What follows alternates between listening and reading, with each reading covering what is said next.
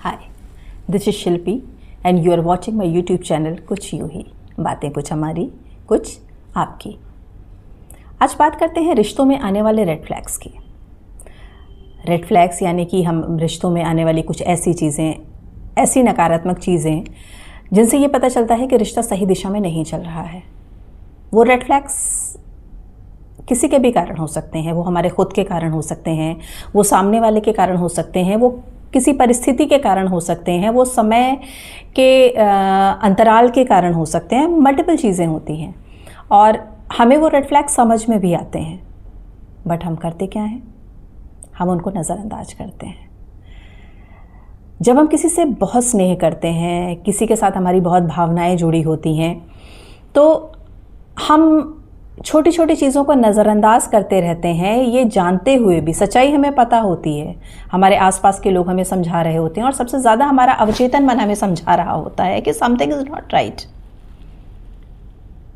But हम मानने को तैयार नहीं होते हैं। ये बिल्कुल वैसा ही है जैसे जब आप किसी व्यक्ति को बहुत ज़्यादा नापसंद करते हैं, आपको कोई व्यक्ति पसंद नहीं होता, तो उसकी अच्छाइयों को भी आप पूरी तरह से दरकिनार कर देते हैं। यही चीज़ तब होता है जब आप किसी के प्रति बहुत ज़्यादा आसक्ति रखते हैं। आपको पता होता है कि चीज़ें सही दिशा में नहीं चल रही हैं, लेकिन फिर भी आप उसको खींचते जाते हैं और इस प्रोसेस में आप खुद को इरिटेट करते हैं, सामने वाले को इरिटेट करते हैं, अपने आसपास के ऐसे लोगों को जो वाकई आपके वेल विशर हैं उन्हें दुख पहुंचाते हैं। और सबसे बड़ा नुकसान जानते हैं क्या है?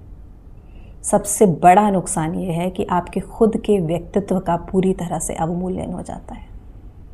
आप वो रह ही नहीं जाते जो आप एक्चुअली हैं। और अगर स्थिति को समय रहते नहीं संभाला गया तो ऐसा भी समय आता है जब आप खुद से नफरत करने लगते हैं। और यकीन मानिए, ये बहुत बहुत ही बुरी दशा होती है किसी भी व्यक्ति के लिए।